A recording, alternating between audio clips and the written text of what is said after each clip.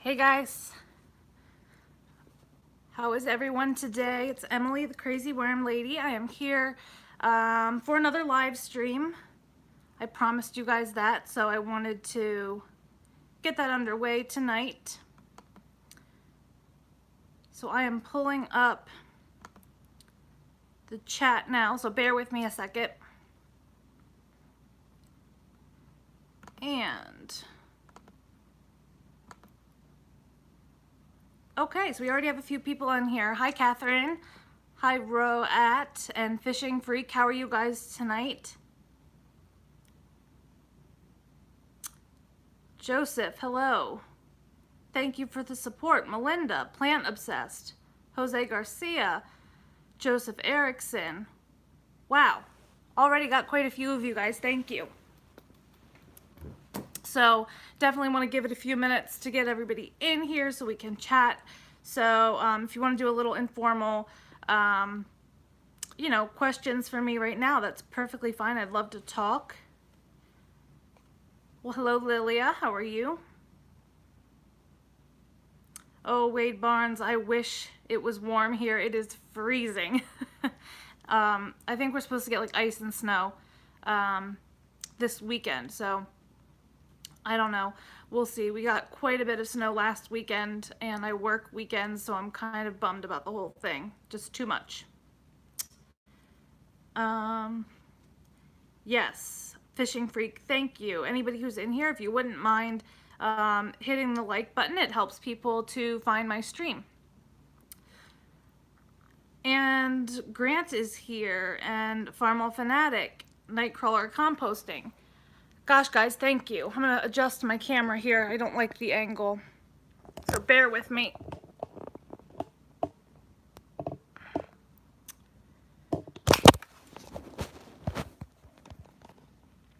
Well, that didn't work. All right. Nothing like trying to fix things and making them worse. Well, I might just have to deal with this. Hello, Gary. Maybe this angle will work. I don't know. We'll see. Is the angle really weird, guys? I feel like it's weird. And like I'm not looking at the camera. That's why I'm messing with it. Thought I had it good before I started, and now I'm not so happy. Matt, story of my life, fix it till it's broke. I did the same thing last time. I struggled to get it the way I wanted to, and then I couldn't figure out how to turn off the live stream.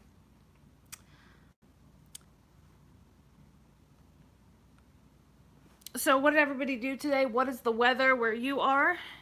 I'd love to hear it. Please, somebody tell me some nice warm stories. It is, I don't know, I think it's about 20 out right now.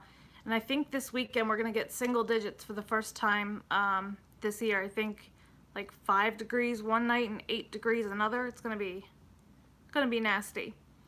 Lilia, it's raining nonstop. Ugh, that sucks. I'm sorry.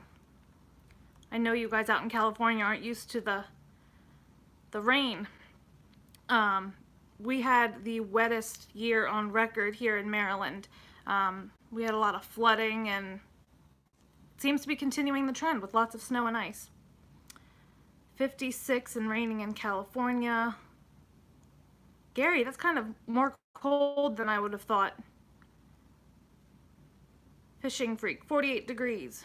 St. Petersburg will be 70 tomorrow. Oh, Melinda, I am so jealous right now. If you guys could please jump over and click the like button. I see 8 likes right now, but there are 15 of you in here right now, so that'll help people find me. So I'd really appreciate that. Plant Obsessed, no good news from Illinois. 18 inches of snow and 20 degrees. Yeah, that's rough. Yeah, Catherine, I saw that up in Pennsylvania it was going to be really cold this weekend. That's this time of year for the Northeast. It's freezing. Worms are out. What do you mean, Roat? Worms are out doing what? I am struggling with my outdoor bin. For any of you guys who follow some of my experiments, and I do the overwintering experiment, I sent out a little SOS to you guys the other day, and I put some changes in place that are going to be added to the bin tomorrow. So be looking for that. But I'm nervous if I'm going to be able to make this happen with them. There was like actually some chunks of frozen leaves in the bin when I looked in there today.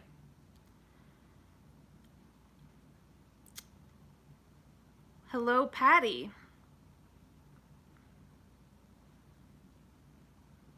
That's why we burn wood. The Canadian nightcrawlers are out. Yes, Roat, I'm sure that they're all coming to the surface with the rain. Yeah, they always go into the concrete and then they end up dying. And I used to always hate worms, you know, odd to even say that. But, you know, I used to always think, gosh, what are these stupid worms climbing onto the concrete just to die? And now I see them on the concrete and I'm like picking them up and moving them to safer ground. Trippin' Key TV, hello, welcome. Please jump over and hit the like button for me. There's so many great channels in here. Any of you guys who are interested in the worms, it looks like already in here we have Roat, we have Lilia Kogan, Grant McIntosh. So check out all of their channels. You'll get a lot of really amazing information. Some of these fishing channels are pretty awesome too if you're into fishing and outdoor stuff. So really, everybody go and check each other out. Jose Garcia, I collect the worms and dump them in my compost when I can. Yeah, that's a good way to go because they'll definitely speed up the process for you. Can you use a plastic drop light possibly for the outdoor bin, Gary? This is my predicament because several people have recommended things like aquarium heaters or lights. Even somebody mentioned using that I can get that. So I'm trying to figure out how that's going to work. But I like the idea. I'm just not sure.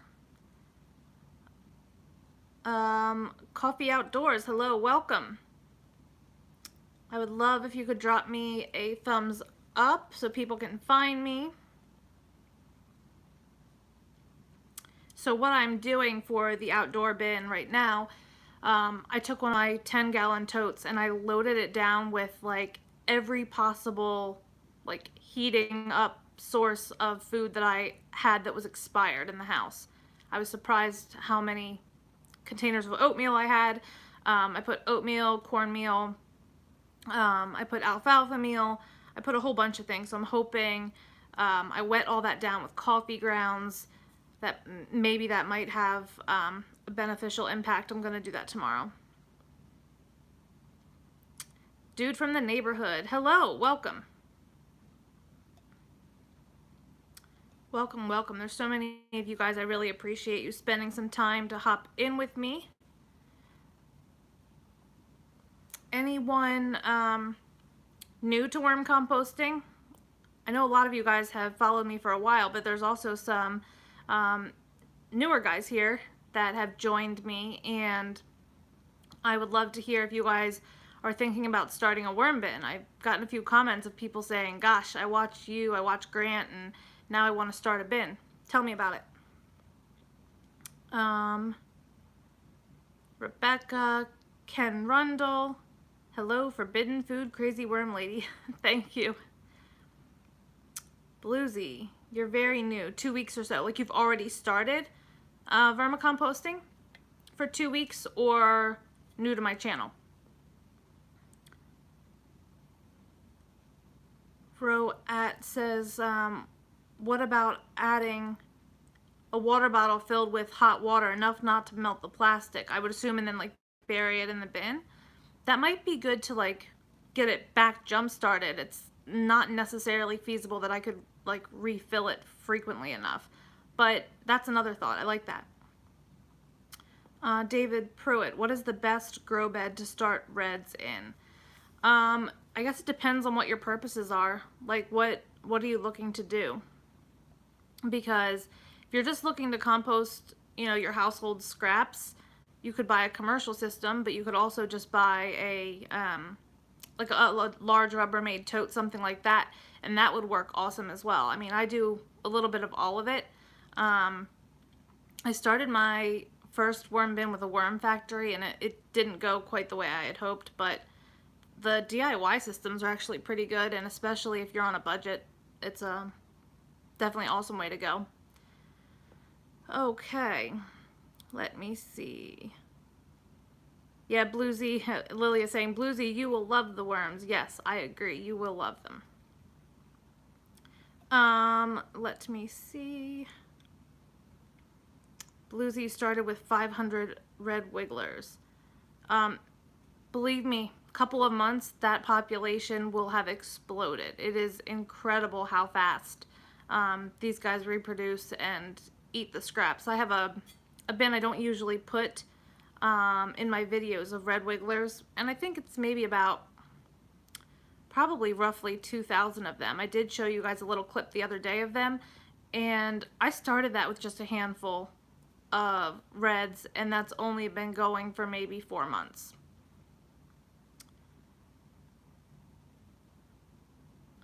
Bluesy's already loving them. It still feels a little weird though. I don't think that weird feeling ever goes away because there's still a little bit of a stigma around, you know, the raising of the worms, but people can hate. If they get a chance to do it themselves, they might feel differently. Row at, do you guys have difficulty finding 3-gallon or 10-gallon Rubbermaid roughnecks? Yes. They're like back ordered or something at my Home Depot. So I've been using Husky recently, but I used to be able to find them fine. So I'm not really sure what the deal is.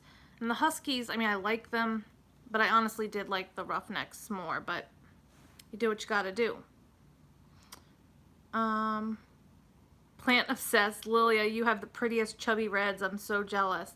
I am always jealous of Lilia's worms. They always look so like super red and, like you said, really chunky and fat. I mean, my reds look fine. I don't know if it's a camera thing, but hers are definitely fatter than mine for sure.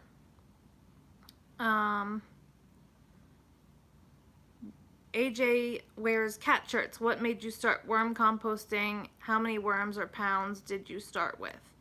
I got into worms because I wanted to garden, eat healthier. I had been sick. And I researched organic gardening and it kind of snowballed from there. But it was a lot of fun getting started, and I'm just keep going and going. I started with a pound of worms, and then I ended up subsequently getting a pound of European night crawlers, a pound of African night crawlers, and another pound of red wigglers, because my initial batch was blue worms unintentionally. So I have a little bit of everything. But in total, I've maybe purchased 5 pounds over the 2 years or so that I've been doing this. Melinda, you got your 10 gallons at Target. Wade Barnes, when I get my raised bed done, I will have at least 1 worm bag to give away. Oh, well, that's awesome. Thank you.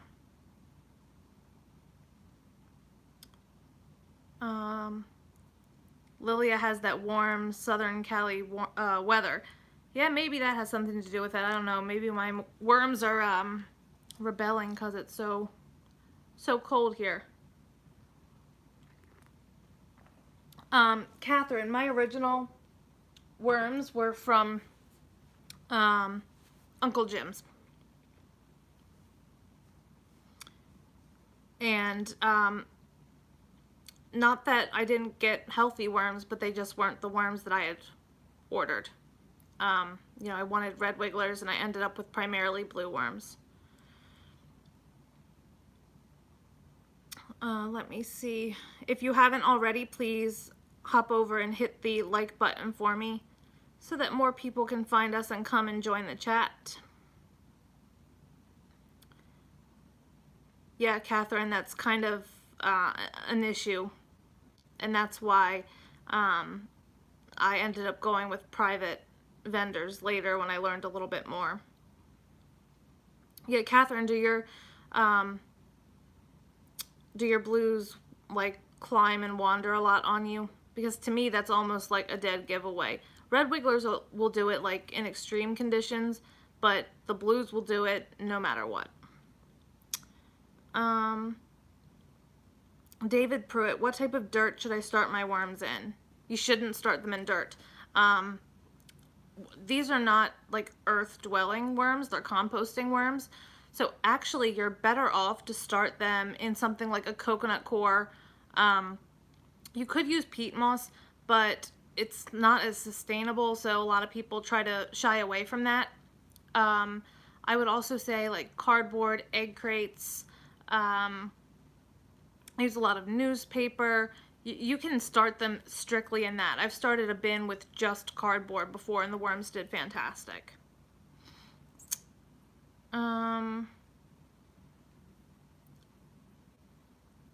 Patty, did you already talk about your outdoor system? I'm late coming in. Well, Patty, welcome. I talked about it a little bit. It's freezing. Like, parts of the bin are actually frozen. I can't even register the 40 degrees that this compost thermometer, it's like the lowest it goes. So I mixed up a whole bunch of like grains and things like that hopefully will heat up, coffee grounds, and I have them soaking in water in my house, and I'm gonna add that tomorrow. I think I'm gonna add some more insulation. Got a few ideas, but I don't know what's gonna happen. Bluesy, yes, make sure you rinse the coconut coir if you're going to use that for your bedding. Sometimes you'll see on the labels when you buy it, it'll say pre-rinsed or double rinsed, but the only thing with coconut coir is, I don't know if it's in the process of like compressing it the way they do, but it has a high salt content. So to be safe, definitely rinse it, strain it to make sure that you don't have too much salt content and kill your worms. Let's see here. David, thanks, Worm Guru. I don't think I'm a worm guru, but you're very, very welcome. Are there local worms that are good for gardening, composting that are native? Actually, red wigglers are native in most of North America, at least. I'm not sure about beyond that. But the best place if you want to source like just wild red wigglers would be to go to like a horse stable and go to a pile of manure. And the red wigglers tend to love the manure, and that would be the composting worm that you want. You don't want the large Canadian night crawlers. They don't reproduce well in captivity. But the red wigglers do great, and that is one way to get them. Or, I mean, reach out to a garden club, something like that. Yeah, Catherine, I hadn't heard about it either until I saw two separate videos, like in a short span of like a week or so. One was Tori at Anarchy Worm Bin, and I'm trying to think who the other one was. Maybe it was on one of the forums on Facebook that they had killed off their worms unintentionally due to a salt content and lost a lot of their population. So you have to be careful. Patty Schofield, if all your worms die or freeze, I'm assuming you mean in the outdoor system, the cocoons will survive, right? Yes, the cocoons will survive. I'm going to try so hard not to let that happen. I did spot quite a few cocoons when I was digging through this morning, and there were worms, extremely sluggish, but they were alive. There was like one semi-warm pocket around the pumpkin that we have in there. Wade Barnes, if there's a cow lot or a horse lot, if they will let you go to the poop and get all the red worms you want, yeah. And manure is actually a really good like starting bedding for the worms. It's like bedding and food. you have to think about whether or not you want to bring that into your house. If you're okay with bringing a small amount of manure into the house to get started, that's fine. But you always have to keep in mind those little critters that can sometimes come with doing things like that. Roat, yes, Tori did have issues with the core, but that's how we learn, right? Well, hello, Rattle Trap Fishing. Welcome. Do you raise worms? Please, again, guys, if you haven't already, hop over and click the like button for me. I really, really appreciate that. Catherine, are the red wigglers usually the ones that the fishing shops sell? Like bait worms that they usually sell like as big red worms, which like Walmart and things like that carry, are European night crawlers typically. So it probably depends on where you're getting your bait, but I do believe most of the bait worms that they sell are either Canadian night crawlers or big red worms, otherwise known as European night crawlers. Galen, I have had no smell problems with old manure. Definitely. And that's a good point as well, that you don't want to use fresh manure because it heats up when it, you know, is fresh. So you want to make sure that the manure has been sitting there for a little while and is partially composted and dried out so that you know that it's gone through that hot compost stage already. And if there's red worms in it, most likely it's gone through that stage already. Carl Becker, what books are you reading about worms? I'm just finishing Earthworms for Ecology and Profit. It has been a great read. Yeah, that's a good point. There are a lot of amazing books. I mean, there's like massive research-based books. Of course, the name is escaping me right now, but there's like a vermiculture technology, I think is the name of the book, but it's like 300 pages or something. It's very intense. I'd like to get that at some point, but it's also not a cheap book. But I am reading, well, I've finished reading The Worm Farmer's Handbook, which was Rhonda Sherman's book. I met her at the Vermiculture Conference a few months ago. I love Polly Picarillo's book, The Worm Farming Revolution. Worms Eat My Garbage is a great book. There's tons and tons of books out there, like more research-based and more just small home composting, you know, informative type books. Let's see. Manuel Medina, yeah, you won my worms. And thanks for the worms. They were very plump and healthy. Oh, I'm happy to hear that they arrived safe to you. Awesome. When did you get them? When did they arrive? I didn't know if they were going to get there today or tomorrow, so I'm assuming they got there today. Roat said, I left a bag of coffee grounds over the winter. When spring came, it was filled with red worms.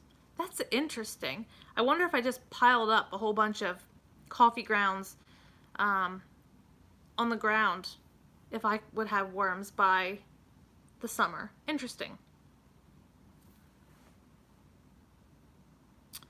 Let's see here. Gosh, David, thank you. That means a lot. David said, you are full of knowledge and more people need to tune in and subscribe to you. That's very, very kind. Slow and steady is fine. I don't want people just to subscribe to me just to do so. I'm hoping that I'm going to reach more people within the community and that I can bring some value to all of you guys.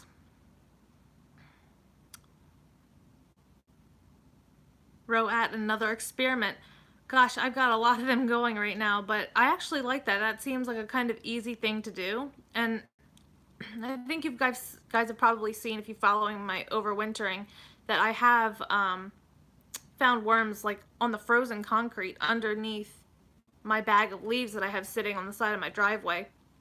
So who's to say they wouldn't be able to survive or congregate under some sort of container with the coffee grounds that maybe had some holes in the bottom. I don't know. That could be a cool experiment. I like it. Wade Barnes. The best way I found to start a bed is newspaper, cardboard, and leaves. Yes. I don't bring leaves into my house, but like a combination of newspaper, cardboard, egg crates kind of gives a good balance, because if you just do newspaper especially, it tends to mat up. But if you mix it with other things, it works really well. I think I missed where Roat said she left her coffee grounds, but hopefully she'll let me know. Food Forest Permaculture. Good evening. Thank you for hopping in and joining us. Do you worm compost? Roat said, oh, it was a clear biodegradable bag. It degraded over time. I left them outside on the back porch.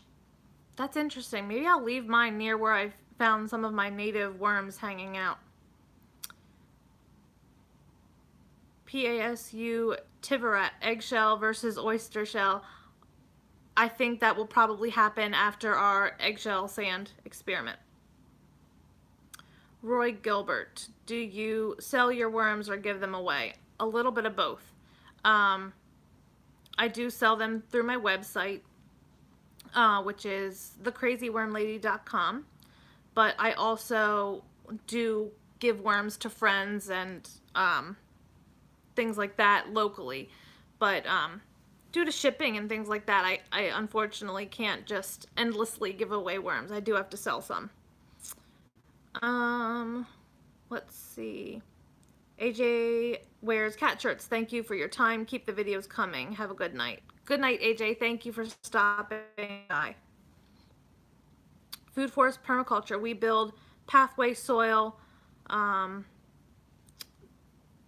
there's a worm farm as well. That's awesome. What type of worms do you guys raise? Just red worms, or what do you have?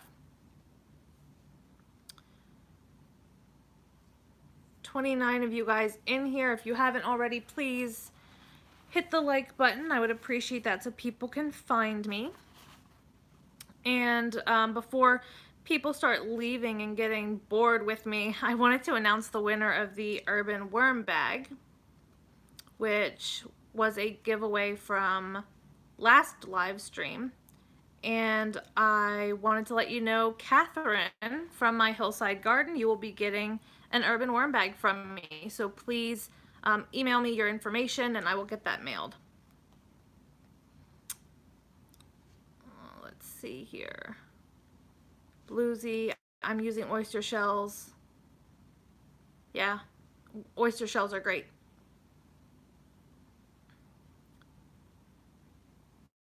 You use red worms and night crawlers, Food Forest Permaculture. Oh, that's so cool. Yes, Catherine, you're the winner of the Urban Worm Bag. It's the new version. It's the only version that's now available, and it's got some of the great improvements, and I think you will absolutely love it. Oh gosh, Catherine, I'm glad I made your day. Thank you for being a loyal subscriber. It means a lot. Your husband's gonna think you've truly lost it. If he hasn't like already, I think he'll be okay. Mine thought I lost it from like the very beginning, so it is what it is. The Urban Worm Bag is great. Yeah, Melinda, I absolutely love it. The Urban Worm Bag, the Vermi Bag, they're both fantastic systems. I get it by the trailer load. Oh, I'm assuming you're saying that you get manure by the trailer load. That's awesome. That if I had that much access that it was closer to my house, I would probably do the same. Oh, Manuel, I'm so glad that they arrived. I'm so glad. Roy Gilbert, I see you have the same kind of weather as I do. Long winters, it is very hard to keep them alive. Yeah, that's been my struggle. I mean, we're, northeast here in Maryland, so we're not like New England cold, but we are definitely not like Carolina's mild. So that's kind of my issue, is we're stuck and we have a very obvious 4 seasons, and the winter sometimes seems like it's creeping up and not really coming, and then all of a sudden just bam, you're at freezing temperatures and it doesn't leave, and it's snow and freezing rain for like a month or two straight. So it's gonna be rough, but I'm determined to work on it and see what I can make happen. Yeah, everybody check out each other's channels. A lot of outdoor channels, fishing channels, tons of worm channels. Roat, Emily, how do you manage your time between your job and your worm career? I don't have a social life. Does that count? I don't know. I try to film all of my videos and feed my worms and all of that like only on a day or two a week, because if I was filming every day, I would get sidetracked and keep doing it. I only work 3 days a week because I'm a nurse and I do, 12 plus hours per shift. So I do have 4 days off to keep up with the worms. Catherine, your social life is with us. That's pretty true. My social life is on social media and my worm friends. If I didn't have them, I would be very lonely and I'd only have my worms. Roy Gilbert, how do you keep your worms alive if you live on the Canadian border? And you said you get a lot of snow and freezing weather.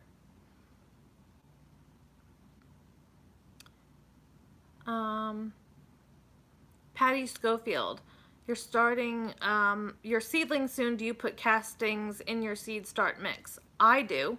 I do a very small amount though, because the castings are so like potent and strong that you don't want them to like burn or stunt the root growth. So I maybe do about 10% in my mix, which I also use peat and coconut coir. Good evening, PJ Nano Farm. Oh, cool. Your mom was an RN. Yep, that's what I am as well. That's okay, Roy. I appreciate you stopping by. Thank you for coming. Have a good night. Yeah, the nursing life is beneficial to having a little bit more time at home. I work weekends, Fridays, Saturdays, and Sundays from 7 p.m. to 7:30 a.m. And then I'm off, Monday through Friday evening. So it's kind of nice, but it's also exhausting in the same way. Grant is quiet. Roat saying Grant is quiet. I believe Grant is out to dinner and still being kind enough to hop in here and talk to us.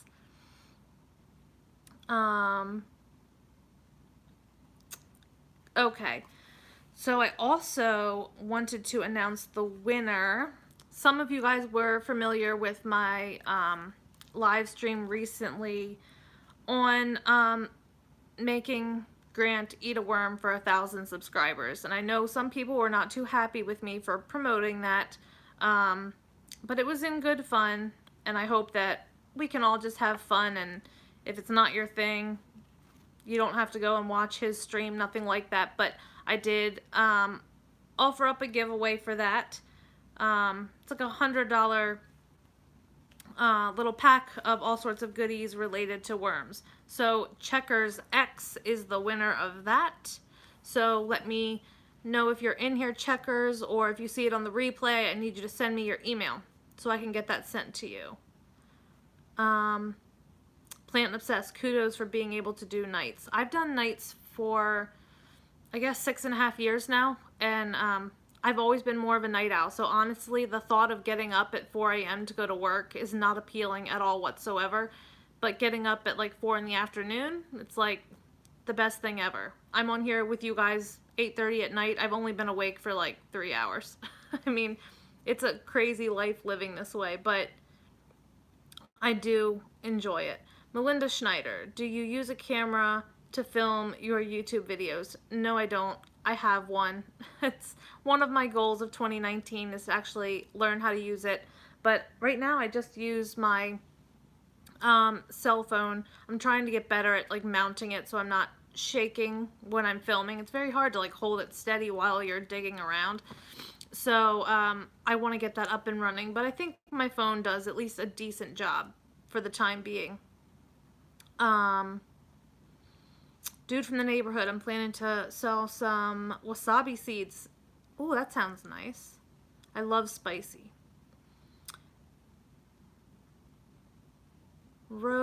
I'm here eating supper.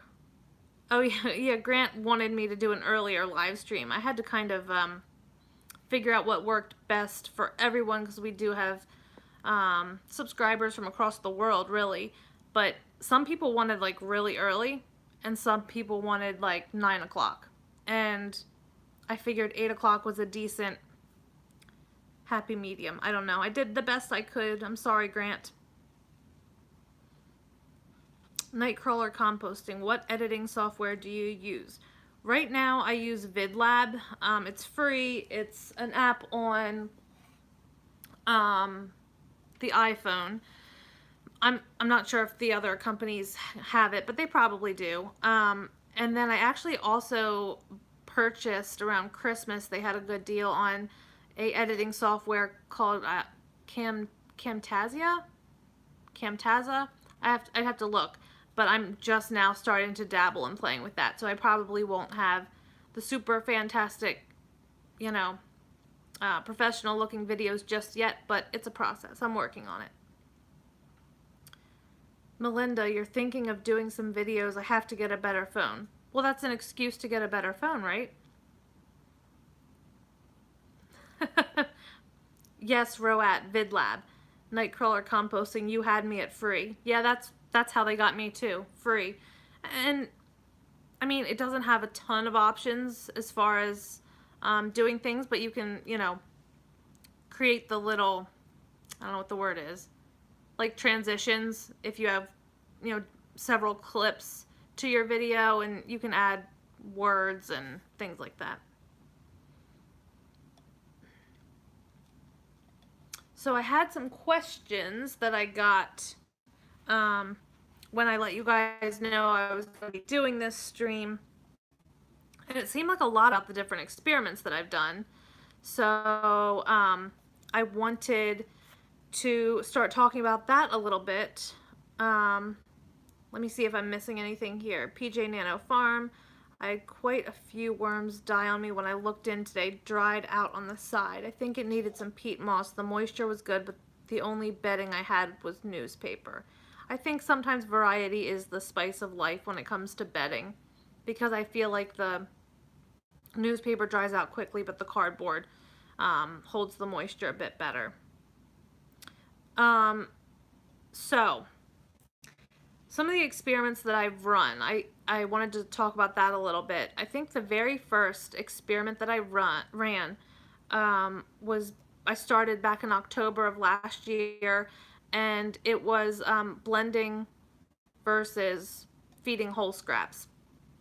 And it was an absolute blowout for the blended foods. The blended foods broke down so much faster, and that definitely goes back to surface area. You know, the larger the surface area that you're providing the worms, the quicker they can break them down.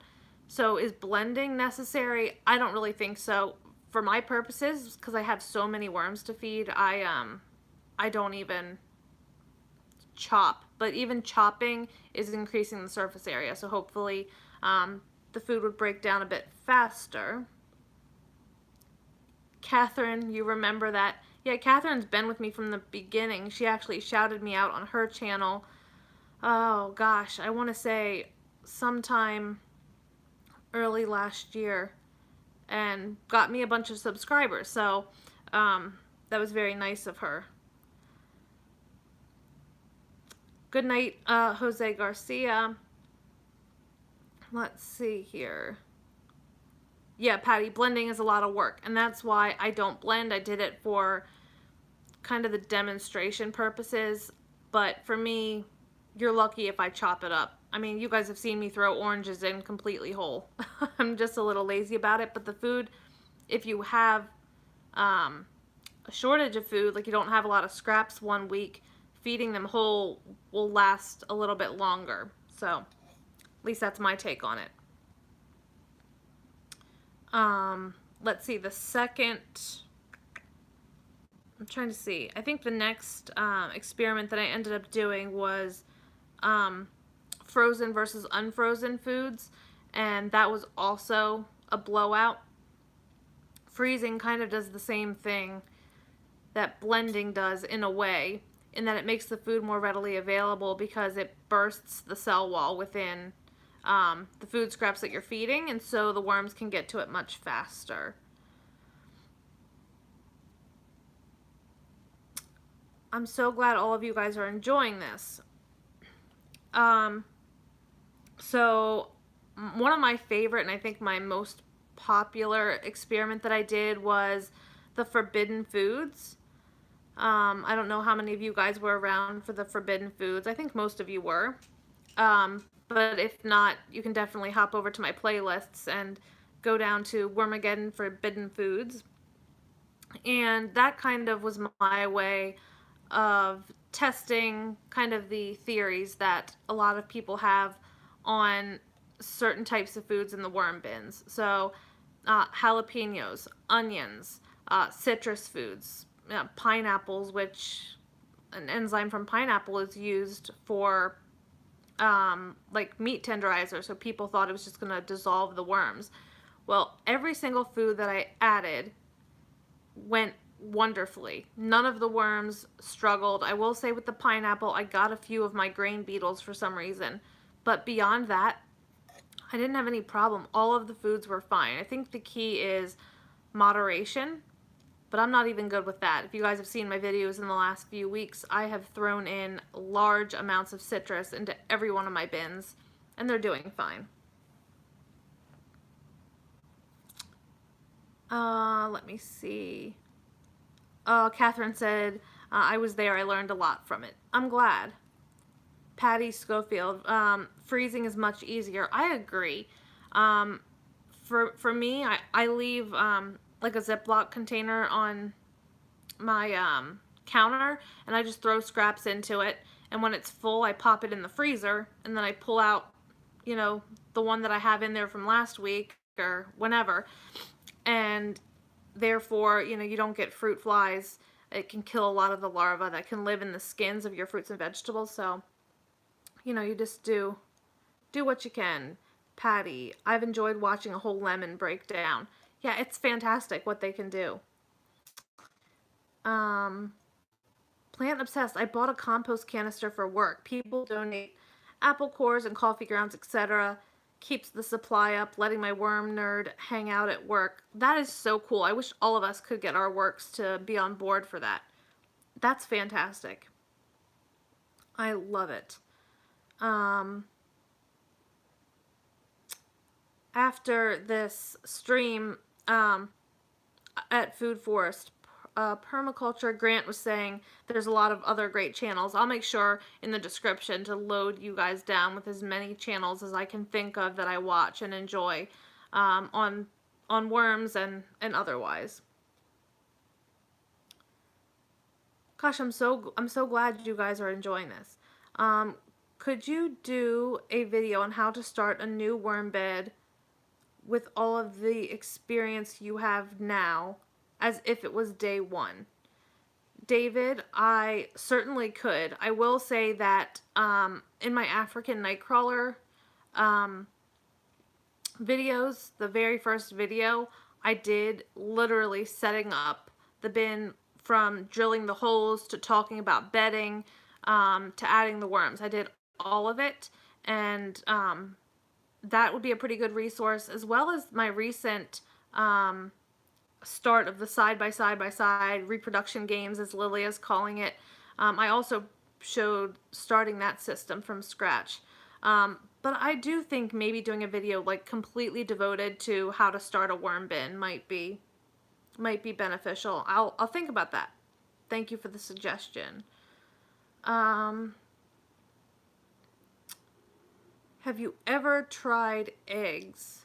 I do the eggshells, but I think the egg itself might not be the best in a worm bin. However, I have seen Wayne in the Facebook group, the experimental worm group, and he put an egg sandwich in a bin, and it was fine.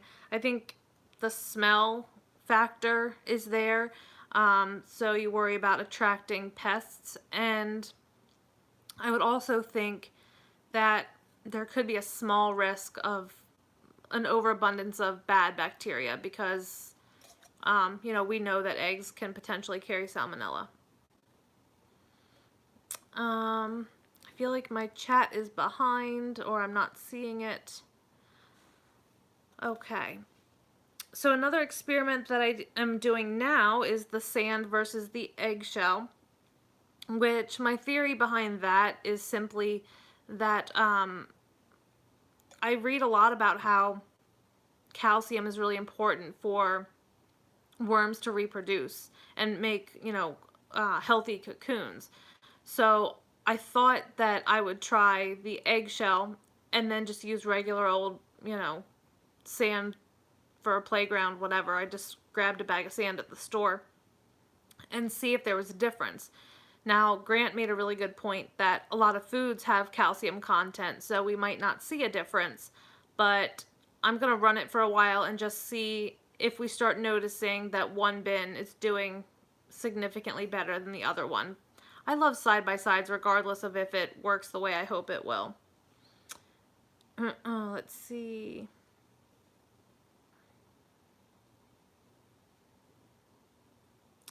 Yes, worm feast for sure. Food forest permaculture. So you're burying up the greenhouse. Yep, your worms will be happy. So then of course we come to my overwintering bins experiment, and that has been a struggle. Of course, when I started it, gosh, when did I start it? Was it October or November?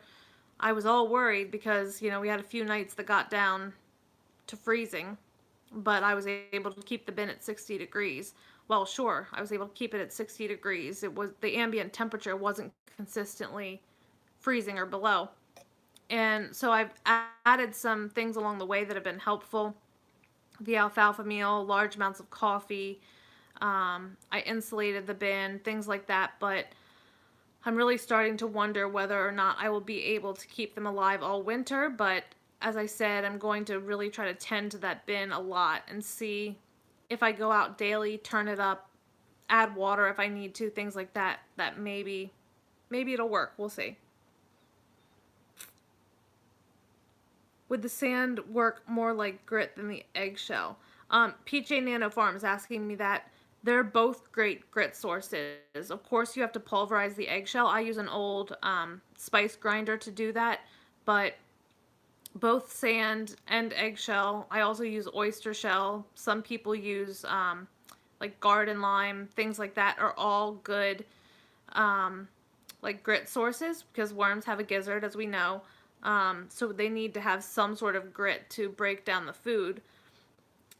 So I don't think one, as far as a grit source, is going to work better than the other. I'm wondering if one will be more beneficial to their health and their ability to reproduce well. Melinda Schneider, were you able to insulate the top of your outside bin? Not yet. I think tomorrow I am going to... I'm not exactly sure how I'm going to do it. I'm either going to cut pieces of the insulation and like tape them on somehow, or I'm just going to take some of the insulation and lay it directly on top of the surface of the food in that bin as a way to kind of hold the moisture in, because we know that the microbes and everything need moisture, and see if that works in addition to me adding all of these lovely grain mix, I was referring to it as gruel earlier, to the bin. So we'll see. Roat, can you place the bins in your garage? Unfortunately, I don't have a garage. I live out in the country and I have a little rancher, but we don't have a garage. Like, some of our neighbors have carports, but garages are not very common around here. I do have a shed, and I've actually considered moving them to the shed. It's not insulated, but at least it's protected from like wind and things like that. So gonna think about possibly doing that, but that bin is freaking heavy. I would have to get Kevin to help me do that. What about a wind blocker? What do you mean specifically about a wind blocker? I'm not really sure what you mean there. Rattletrap fishing. I don't know if I saw you come in. Welcome. We only have wigglers here when you move leaves and stuff. You see them. When I lived in Ohio, it would rain hard and night crawlers would be in the streets, and you could pick them up by the hundreds. Exactly. You can know for sure that you're getting a handful of composting worms versus like earthworms, like the night crawlers, because the night crawlers tend to stay underground, and they're, you know, much larger and longer. But the composting worms pretty much stay at the surface, like immediately in the first few inches of the ground. They're going to stay right in that leaf level when the leaves fall.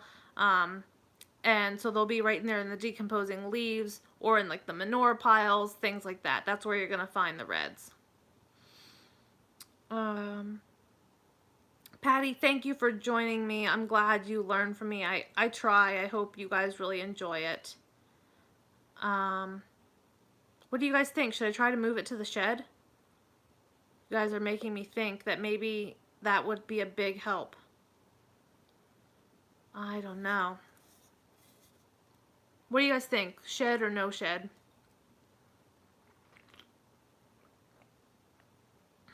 Yeah, I think you're right, Catherine.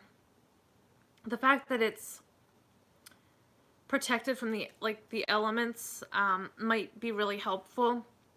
I don't really like the shed as far as lighting goes because I don't have any access to add lighting, and I think videoing would be kind of difficult, but gotta balance keeping my worms alive versus the best quality video. I don't know. Yeah, cold wind does wick the warmth from the bin. David Pruitt, I would do the shed. BH, I think the shed wouldn't hurt. Yeah, seems like the consensus might be to move these worms to the shed. And if I do that and add some of my other ideas in place, maybe we can just get this back up and running and a little bit warmer and they'll do okay. I'll see if Kevin can help me move that tomorrow. Okay. So, other experiments that I have done. Let's see here. I just started. I don't know if you guys saw it. I think I posted the video this morning of the carbon-only bin.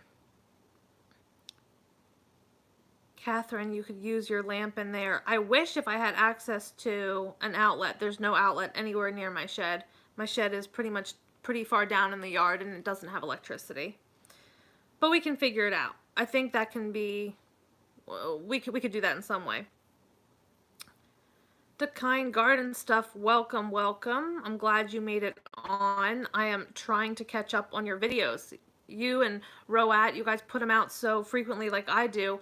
I struggle to keep up with everybody, so I hope no one feels offended. I try very hard, and when I get a good chunk of time, I try to go to a channel and catch up as best I can and then move on to the next one. But I appreciate everything that you guys do and everything that everyone's contributing. It means a lot.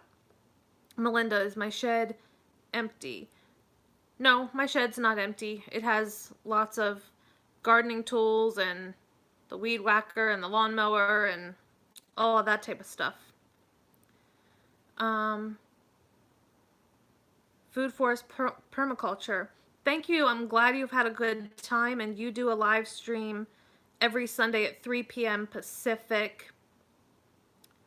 If anyone wants to drop by, that would be awesome. Everyone, if you want to check out Food Forest Permaculture, he might be an interesting one to follow as well. So, yeah, I started the carbon-only bin. Sorry, I got sidetracked there trying to keep up with you guys. And that's going to be just my African night crawlers. I harvested them. It actually turned out really well. I got a really decent amount of compost, and I added all of the African night crawlers to a 15-gallon bin, and we're just going to do newspaper, cardboard, cocoa core, whatever you guys think I'll try all of those, but I'm not going to add any food. Just wet bedding and see how they do. Because the night crawlers seem to really like the carbon sources, and I don't see why they couldn't live off of just carbon sources. So I'm going to run it for a few months and see what happens. Plant Obsessed. Yes, Dakine has some awesome stuff on her channel. I really love watching her Hungry Bin. Let's see here. I'm in the middle of a neglect experiment. For those of you who don't know, I am neglecting my blue worms and European night crawlers. I have a bin of each of them.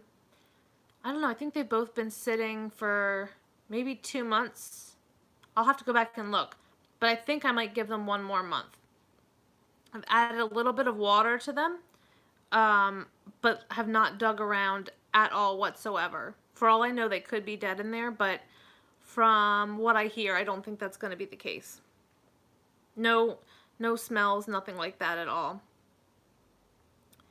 I got my ANC from you and was planning to do all carbon outdoors this summer, so my experiment is just on time.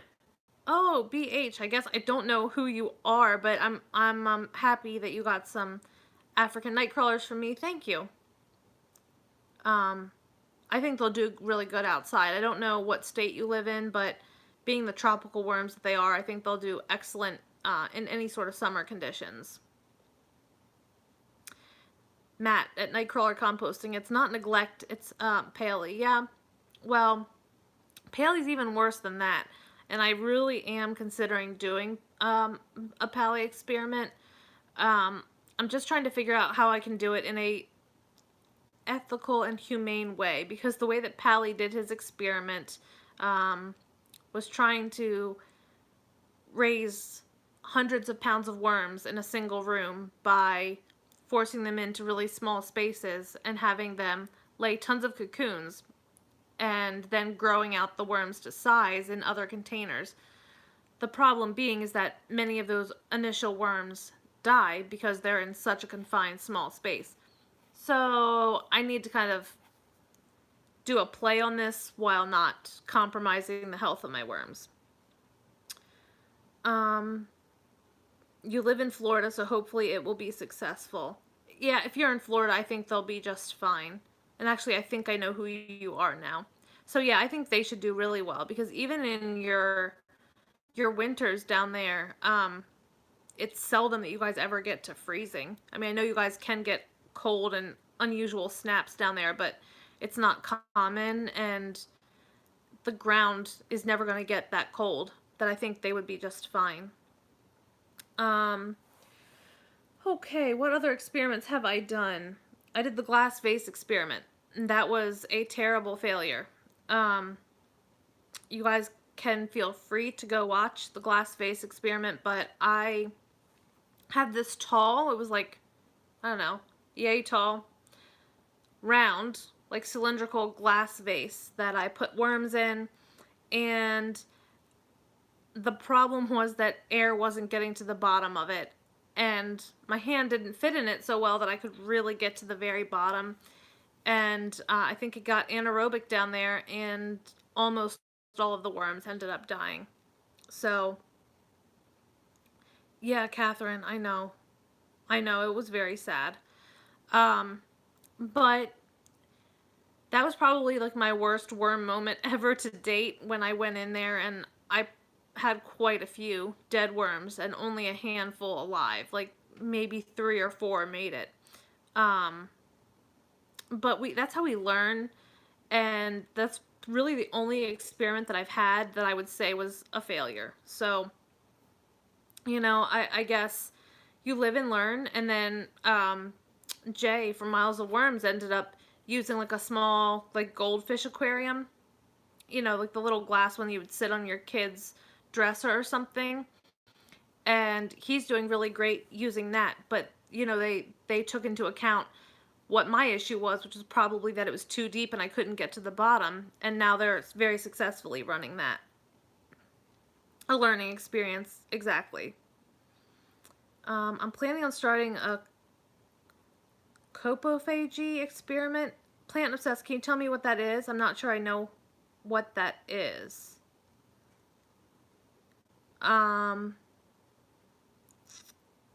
Yeah, Dakine, I'm waiting to hear what that is as well. I like the thought of it. Guys, I'm getting some spam here, and it's not that I don't appreciate your support, but you really cannot ask for people to subscribe to you. Using the word subscribe in live chats can actually harm your subscriber count. YouTube is cracking down on that. So using words like sub and subscribe in live streams is really not helpful to anyone. So unfortunately, I have to block those types of messages, and I would just encourage all of you to, you know, check out channels that look interesting to you, you know, click on the people's names and go over and look. And if it's something that interests you and you want to support that channel, great. But be careful where you say those things, because then your own subscriber count can kind of suffer. Copophagy, nice word for eating your own poop. Yes, I think they would do okay with that, because my understanding is that worms can reprocess their own castings over and over again.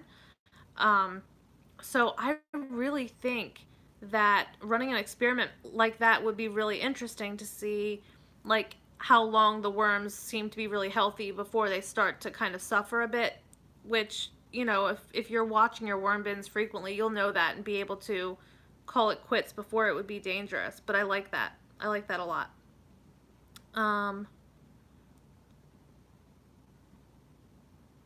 Matt, you keep getting booted? I'm not booting you, and I only have 2 other people who moderate for me, so I'm hoping it has nothing to do with me, because I haven't clicked a single one of your messages off. There's a couple other people that I have had to do that. I think, oh, wait a second. Dakine Garden Stuff, good point. Did I misunderstand that? Plant obsessed, is it that they'll eat their own poop, or that they would eat human poop? 2 very different things.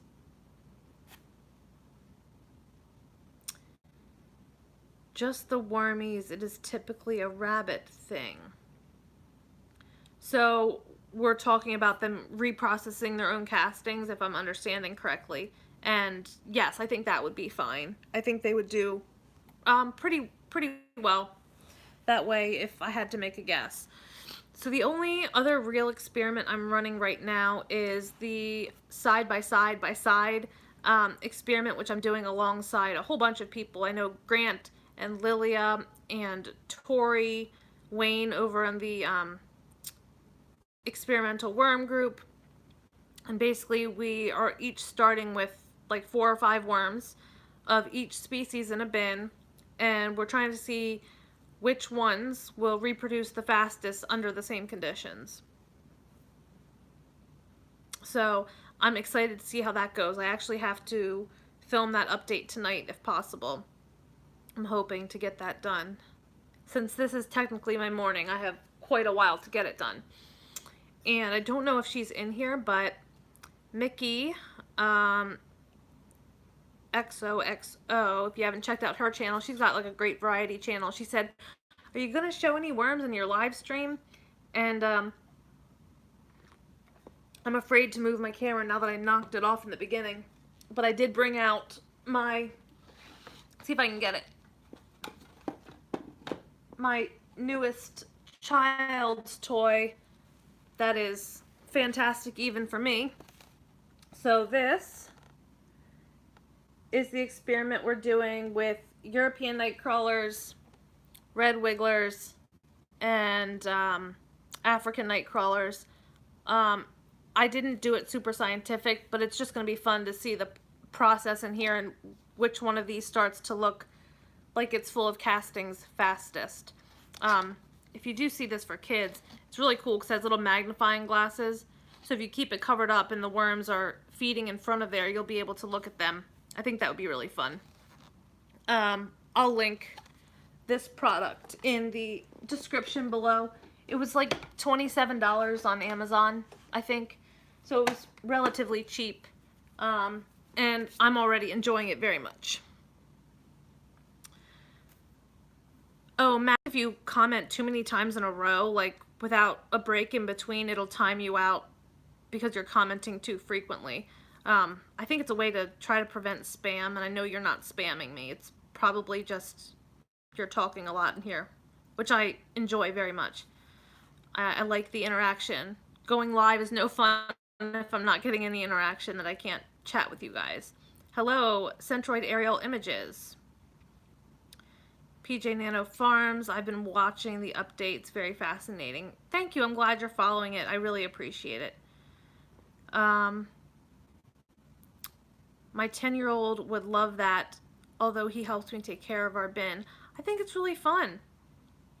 I think it would be really fun for kids. I mean, any worm bin is fun for kids, I think. From my experience with setting a few of my friends up with worm bins for their kids, the kids all love it. Sometimes it takes them a little time to warm up to it, and then they get really excited when they see their food, you know, their apple cores, whatever, breaking down in the bin. But I like the fact that this is like clear and see-through, so you can actually watch the process as it happens. Let me see. Had another few questions thrown at me. Yeah, Danelle, I wish I had one like this when I was 10 too. I probably would have been a worm nerd from childhood if I had. Grant asked me about bedding comparisons, like what I thought about newspaper versus cardboard, all of that type of stuff. Marcellus McWright, you can't hear. I wonder why. That's unusual. Are you sure that the little, like, sound button isn't turned off for some reason? I'm sorry about that. I'm sorry, and I'm telling him what to do, and he says he can't hear me. Well, hopefully he'll figure it out. Tiffany, hello, welcome. I'm really glad you could join us. I'm so happy you started filming your worms. I'm trying to catch up on everybody. So yeah, Grant had asked me about different comparisons, what I thought about the different types of bedding. And I think I mentioned earlier, I think kind of variety is the spice of life with that. Excuse me.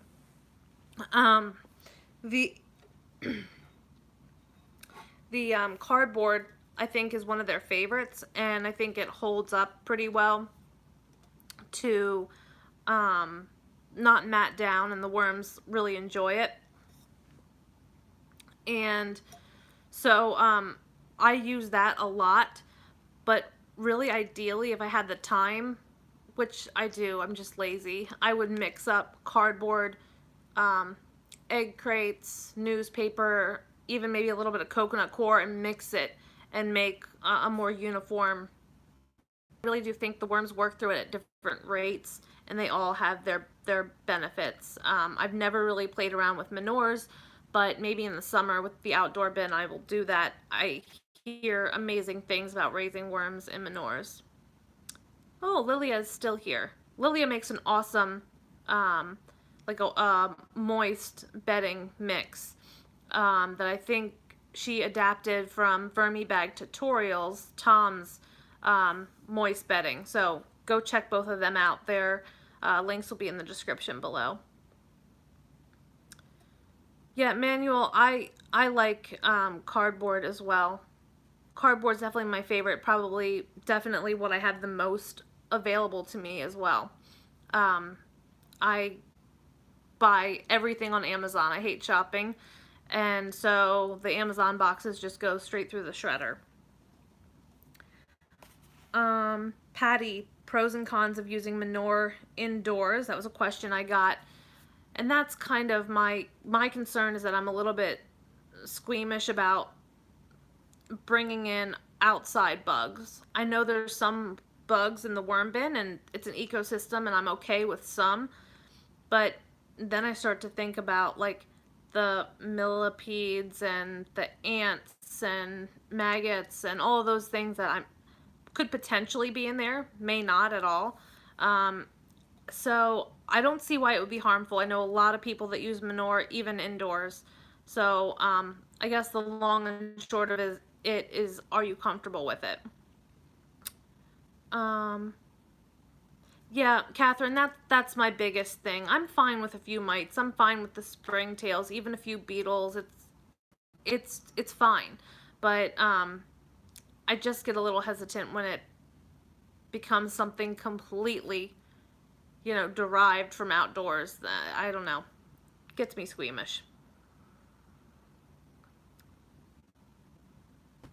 Plant obsessed. I keep getting the loading circle of death.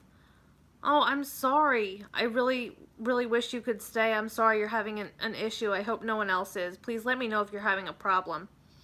Um, I don't like shopping either.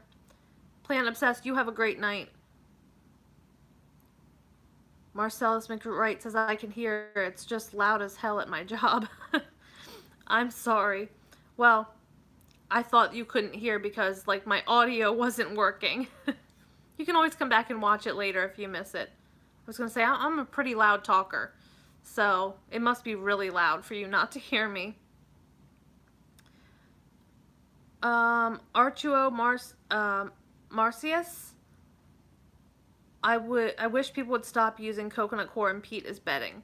I agree about the peat. Coconut coir is a little bit more sustainable. I mainly use my coconut coir for like seed starting, but I do understand where you're coming from with that. And I do encourage people to always use like what you have readily available before you go buying anything for the worm bin. Some things I do buy, but honestly I mainly do it for like demonstration purposes. If I wasn't I'm really sorry, frog in my throat, for demonstration purposes, but if I was doing this without filming or anything, I honestly think I would buy very little, if anything, to maintain my bins.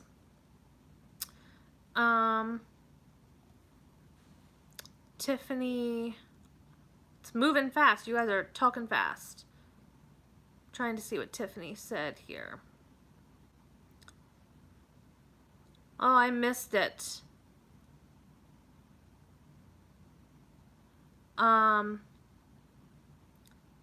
No, Matt, I have not gotten the temperatures under control. I'm going to go out tomorrow and work on the overwintering bin. Now everyone's suggesting to me to move it to my shed, so I'm going to see if Kevin can help me because it's going to be very heavy and I've got a bad hip.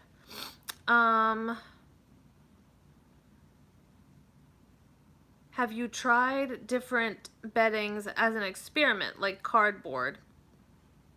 That would be interesting, doing like a cardboard versus whatever bin. I kind of like that idea. Tell me what you think we could do. I mean, I don't know I could start a new experiment right now, but to put in my queue for later. Let me see. Marcellus, actually, we were just talking to him. He can't hear very well, but he sent me the question of how many bins is too many, essentially. And I guess that's all in who you ask.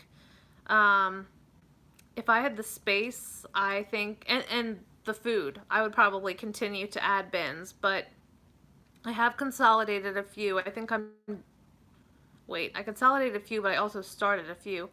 I think I'm at 15 right now, and I know that that's a bit too much, but I love it. I can't help it. Carl Becker, hello, welcome. I don't know if I saw you come in or if you just got quiet. If you guys haven't hopped over to click the like button for me, I'd really appreciate that.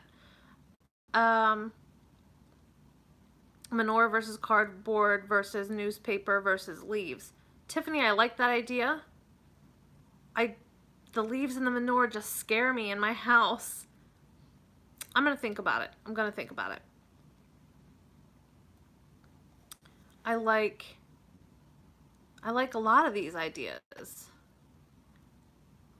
I work in an orchard and get literally tons of fruit. I'm so jealous. I am so jealous. I wish I had access to something like that.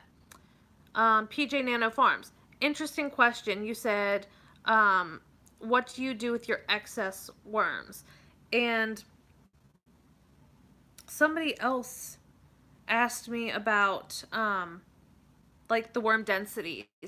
So I do give away, sell some worms, but actually a lot of the worms that I sell don't come from me, especially in the winter time, because of the weather. You have to kind of work with other people to um, help provide your customers with worms that are going to arrive alive. So the thing about worms is that they self-regulate their population.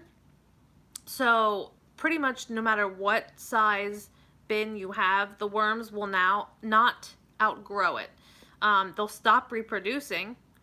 And then I guess if some die off of old age, they might reproduce a little bit more, but they're really, really good at regulating their own population. So I don't really have an issue with excess. So I hope that helps. Tiffany, yeah, we could try outside. I'd be game for that too. Trying the different bedding sources, the manure leaves, coconut coir, and cardboard. I like that idea. Um, and Matt asked about uses of black gold. So black gold being our vermicompost, and I would say I use it in my seed starting mixes. I do only about 10 to 20% max of the vermicompost, and if I'm just like treating a plant outside, I'll just use like a handful. But when I start my raised bed in the spring, I usually take all of the compost that I've accumulated over the winter and I just dump it in and then cover that with some leaves and light mulch. But in the outdoor, raised bed like that, it can handle some more. And the seeds, the plants are already started. I start my plants ahead of time, so I don't have to worry about too much compost. And since I have a large bed, there's a lot of other things in that bed. But it's hard to say. I guess depending on what you're growing, where you're using your castings, it's all up to you. But then there's also like the options of making worm teas, which is like aerated fertilizer. Really, you just aerate some castings that are steeped, almost like a tea bag, in like a large bucket. Aerate it with like a aquarium pump, and then you can dilute it and spray it over your lawn, and also spray it over your vegetable garden. It's really good at actually like preventing pests and deterring them, especially like aphids and things like that that'll eat the leaves on your plants. Danelle, let's see. Danelle says, what do you use the other 80% of your starting mix? Let me preface this by saying I am not a very good gardener. I can grow plants. The problem for me is then keeping the wildlife out of my garden. So I am by no means an expert when it comes to gardening. I'm way more knowledgeable about the creation of the compost. But when I just start seeds, I do it very simply. Sometimes I'll use a little bit of perlite just to help with drainage, but oftentimes I'll just use coconut coir, a little bit of peat moss, and like a handful of sand, again, just for drainage and aeration for the roots. Did I miss something? Catherine says maybe that's a reason why I can't find any cocoons. Do you suspect that your worms have maxed out their population?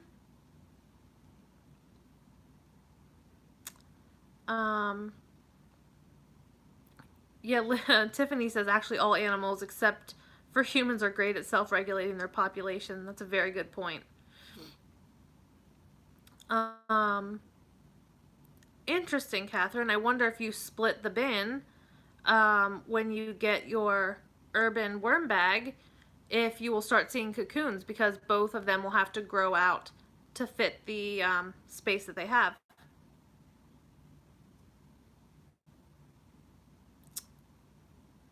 Pasutivirat, not mice. Yeah, mice are not very good at self-regulating their populations either. Mice and rats, but I think most animals are pretty good at that. Yeah, Catherine, that's interesting. I would be really interested to see what happens if you use some of those worms to start the urban worm bag, to see if you're not seeing cocoons, because in your tote that you have, they don't want to expand anymore. They feel comfortable. Also, if they're not getting fed enough, they don't feel like they have enough food, they won't reproduce because they know the offspring won't have enough food. Again, I don't know exactly how a worm's brain works, but that's, I guess, kind of in their nature, is that they sense those things. Yeah, definitely don't worry about that, Catherine. I think it's fine. It very well just may be that they're happy at the number they have now. Let me see if I answered all of the questions that I had gotten and wrote down here.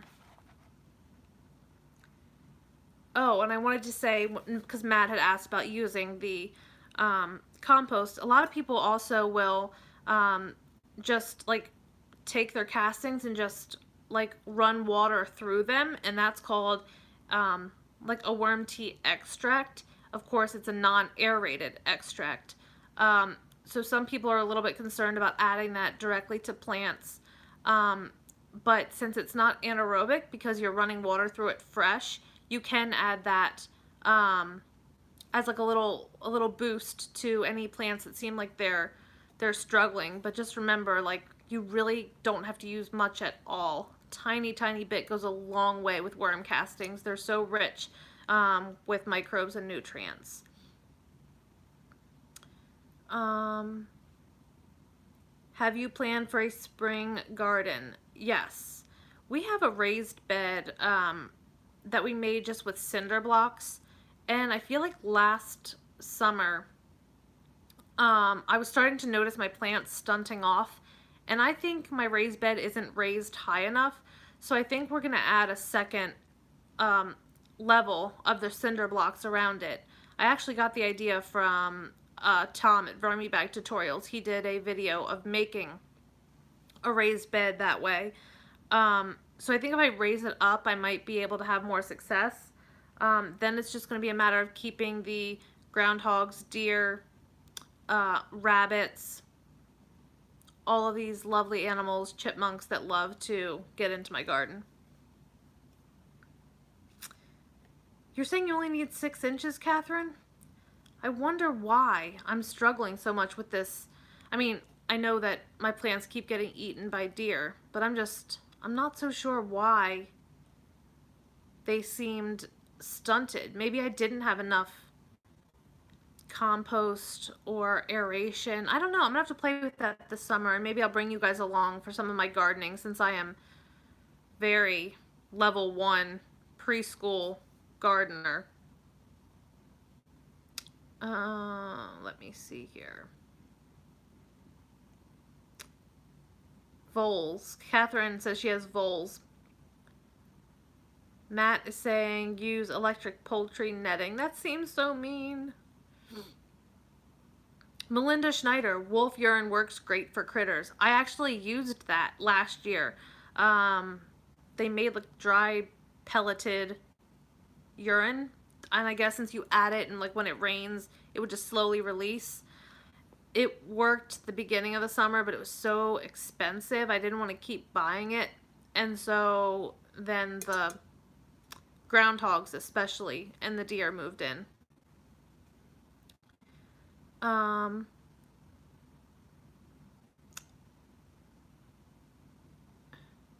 Well, if everybody's rating your harvest, you must be a better gardener than you think.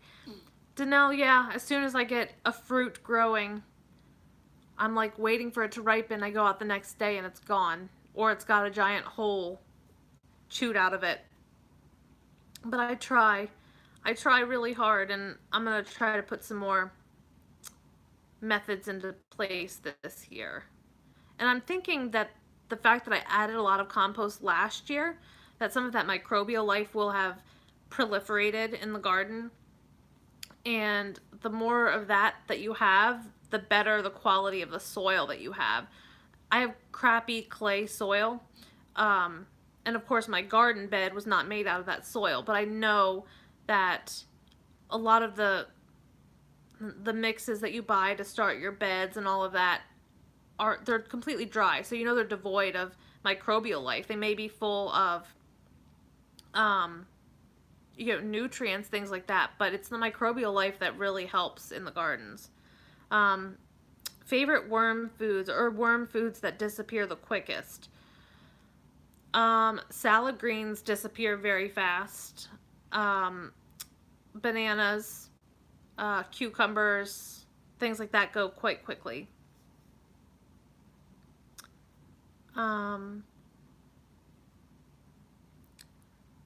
Lilia says, if your garden beds are at least 16 inches high, you can do a 5-gallon worm bucket dug in. See if you can overwinter worms outside if they're underground. Ooh, I like that idea. Let's see if I have time to implement that. Catherine, the clay soil may be part of the issue. And that's what my thought is since my raised bed is open at the bottom, if like the roots are trying to get down into that soil beneath and it's just, not conducive to them growing. And that's why, even though you're saying I only need 6 inches, I'm wondering if I add a second layer to make it a bit deeper and I'm able to layer in more mulch and compost and leaves, things like that, that I might have better success. So I'm just going to keep playing with it. I don't think all gardeners start out as master gardeners, so I'm just going to give it a shot, give it a try. Northwest open season, welcome. We are not eating worms today. I know. It's disappointing.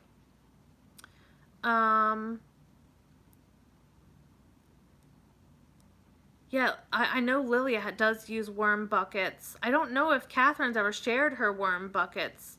But now you guys are making me want to run out. I have a whole bunch of 5-gallon buckets from Home Depot. You're making me want to go run outside and dig a hole in the middle of the night in my backyard. But people might think I'm burying something, so I might not do that. And it's freezing cold. Catherine says it can't hurt to add the second layer. I'm going to give it a shot. We'll see what happens, and then I'll bury a 5-gallon bucket, and we'll see if we can get some natural worms in there to continue to compost and then carry the nutrients out into my garden. Oh, Catherine. Yeah, if you haven't, I would love to see that in the future. Absolutely. And guys, it looks like our numbers have popped up a little bit more in here. Please don't forget to go over and click the like button if you wouldn't mind for me. Helps people find my channel, and then they have access to learning about all of your guys' channels. It helps us all out. Yeah, Tiffany, that's what my issue is I don't want to go out there. We still have a good amount of snow on the ground, and it's cold. I'm sure it would be very difficult to dig right now. Let's see. If you have hay bales to garden, that could encourage native worms and give you nice raised beds. I have access to hay, especially in the spring. Maybe I could add a little bit of that to the garden bed, see what happens. I know that a lot of things with bulk like that are actually really good. They help with drainage, but they also retain moisture, so it definitely couldn't hurt, that's for sure. But any other questions, you guys, or comments, throw them at me. I know we've been at it for an hour and a half, and I certainly don't want you guys to feel like you have to stay, but I will sit and chat here for a while because I still have 27 of you who have decided to join me, and I really appreciate that. And I wanted to announce another giveaway today. I want to give another pound of worms away. Looks like Manuel's worms arrived well. It is a difficult time of year to mail worms. Welcome, Todd's World. It's a difficult time to mail worms, but I will definitely work with you to pay attention to the weather and put anything in place that I can try to mail worms just about anywhere. And I've been relatively successful with it in the winter months. But regardless, in order to win this pound of worms, I'm just going to ask that you share my channel and come back, let me know where you shared my channel. You know, share it somewhere that it's relevant. It doesn't just have to be your personal page, but if you're a part of a gardening group or you want to send it to a friend, it doesn't have to be, you know, blasted on social media. I'm not asking anyone to do that. But just share it, and then when the replay of this stream pops up, I would love for you guys just to go down below and tell me specifically where you shared it. Say I shared your channel to my best friend who's a gardener, or I shared your channel in my Master Gardeners Club, whatever it may be. And next week I will announce a winner on, let's say, Wednesday. So you guys have a week to get those comments into me, and I'll randomly select someone with a generator and send another pound of worms out. David Pruitt, thank you for joining us. Definitely go get some sleep for work. I know how that is. I definitely know how that is. So go get some rest. I appreciate you coming in.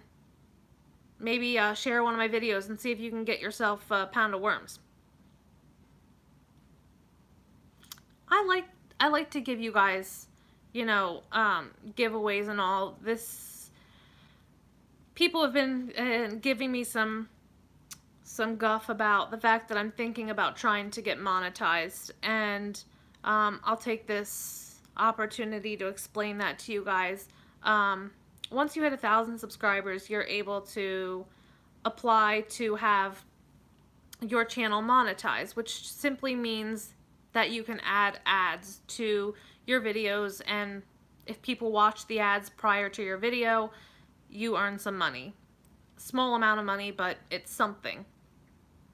And good night, Matt. Thank you so much for stopping by. Happy Worm Wednesday. Go get some sleep. So I am considering the monetization. I did put my channel under review for it. But I want you guys to know that I'm not in this to make money. I mean, absolutely, I make a little bit off of selling worms and things like that, but it's definitely nothing I'm going to make a living off of.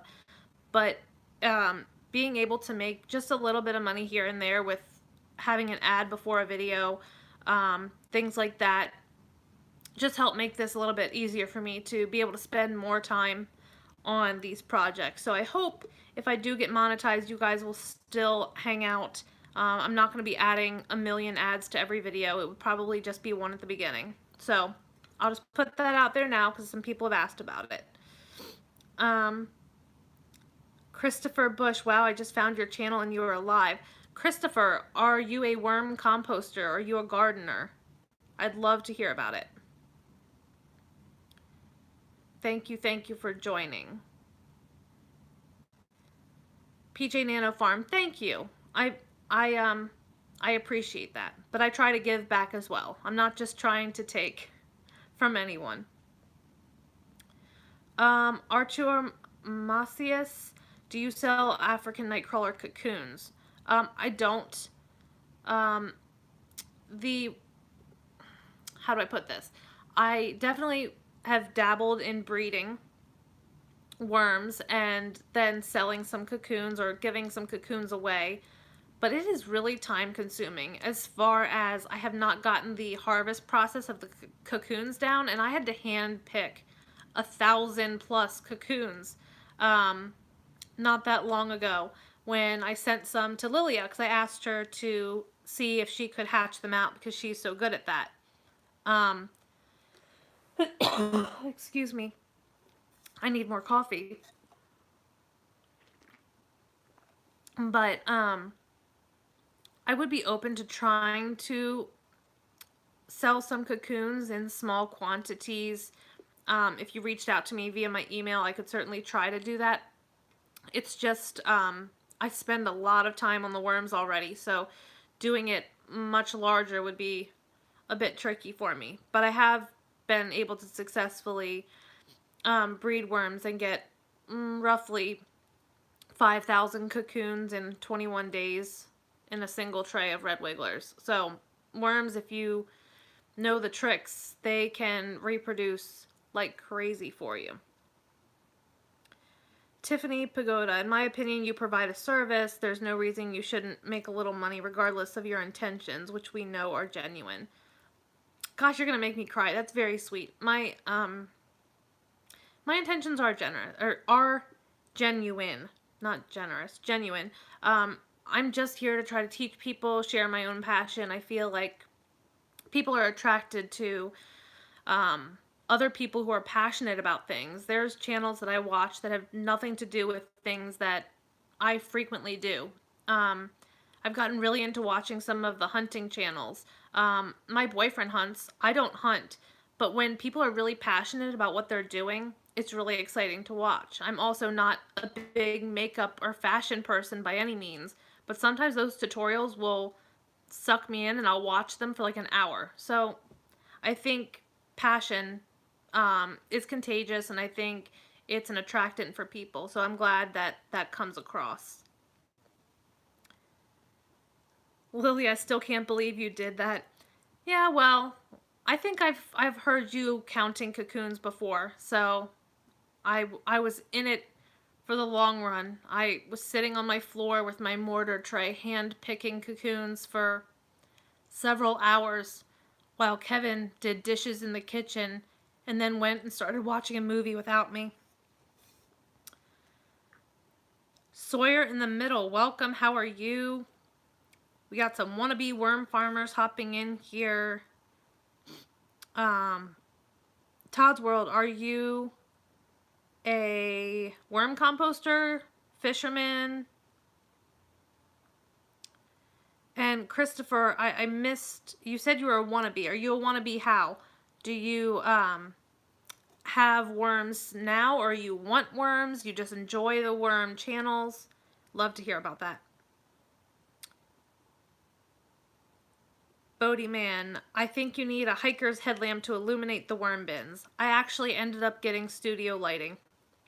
I found a really good deal recommended to me, and it has like a nice little like arm so that the light can shine directly over the worm bins. So I'm working on getting those set up. I actually took them out of the box a while ago, and last night I was sitting and trying to set them all up. So it's coming.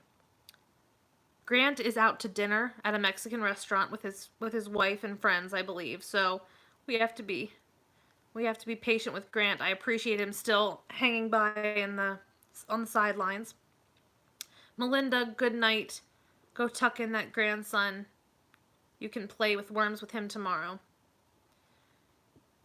Christopher Bush, no, you don't have worms now, but you're going to buy some very soon to use in your garden. They're great in the garden. We were just talking about burying like 5-gallon buckets and putting food scraps and things like that in there, and the worms will come in and eat because, you know, you drill holes in it, and then they'll go back out, and when they poop, they leave those nutrients and microbes and all in your garden, which is exceptionally helpful for plant growth. Tiffany, I will miss the lamp too. The lamp made its final appearance, I think 2 days ago. The lamp is still here in this room, but I might use it a little bit in the background, but I don't think it's just going to be sitting in the middle of my bins like it has been in the past. Tori said the same thing to me from Anarchy Worm Bin. She said, but I'm going to miss the lamp, and I said maybe the lamp will have to make some cameos in the future. Bodie Man, I agree. The ANC castings are beautiful. Like, they're so rich. If you guys saw my video earlier today, like, I was just sitting there digging in the finished compost and picking out cocoons and just admiring it. The granules, I don't know what else you would call it. but the compost isn't like a solid piece. It's made up of these tiny little granules, almost like small, like rice pieces. And it's just so beautiful and dark and rich.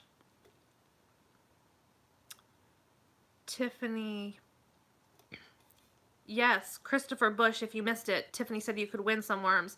If you share my channel somewhere, anywhere, your personal page or specifically to a friend, when this video goes back up on replay, please come back to the video and in the comment section, let me know where you shared. And next Wednesday, I'm going to do a random drawing based on people who shared and let me know they shared. And I'm going to give away a pound of worms.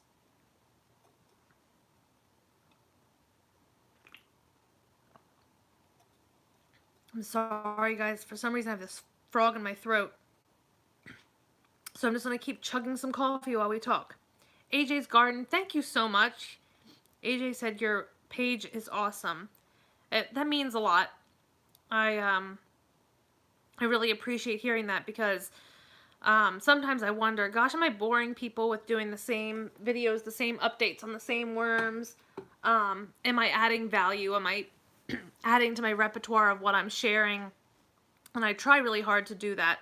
And I hope that even the more experienced composters that come and join me, I hope that they get something from it. I know, people tell me that I'm an expert, and I will tell you over and over that I'm not. I go and I watch Tiffany. I go and I watch I go and I watch Lilia, and I always pick up a little something. And maybe it's not something I implement right away, but it's in the back of my mind. And over time, I've made a lot of changes based on other people. So I think that even some of the best of us are always learning. I think humans in general, we're always learning. AJ's Garden, I watch all your videos. You are a champ. I can't even watch all of my videos. I think I'm 15 videos away, guys, from 400 videos.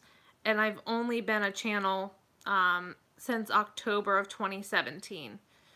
So, a year and 3 months, 4 months, something like that. So, almost 400 videos. I've had a few people recently subscribe and tell me that they've binge watched my channel like in a couple of days.